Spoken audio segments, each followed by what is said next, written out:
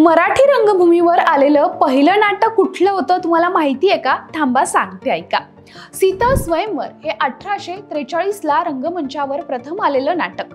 मराठी आधुनिक नाट्य परंपरेतील पहिलं नाटक समजलं जातं। आधुनिक मराठी नाटकाचे जनक मानल्या जाणाऱ्या विष्णुदास भाव्यांनी हे नाटक लिहिलंय आणि ते बसवलंय देखील। 5 नोव्हेंबर 1843 ला या नाटकाचा पहिला खेळ सांगली संस्थानच्या राजवाड्यातील दरबार हॉलात झाला।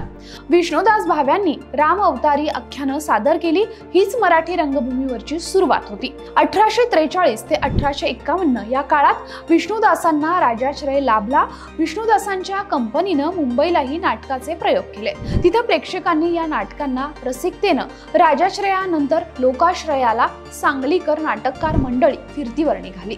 1843 ला मुंबईच्या दौऱ्यापासून या सांगलीकर मंडळीनं तिकीट लावून प्रयोग सादर केले। पैसे मोजून तिकीट काढून नाटक पाहण्याची सवय लावली। राजाश्रयानंतर प्रशासकांनी विष्णुदासांच्या नाटकावर झालेल्या खर्चाची वसुली सुरू केली। त्याचा परिणाम विष्णुदासांनी सांगलीकर नाटक मंडळी स्थापन करून 1851 ते 1862 सालापर्यंत एकूण 7 दौरे केले। 14 फेब्रुवारी 1853 ला प्रथमच वृत्तपत्रातून नाटकाची जाहिरात आली आणि मुंबईच्या ग्रँड रोड थिएटरमध्ये मराठी नाटकाचा पहिला प्रयोग झाला।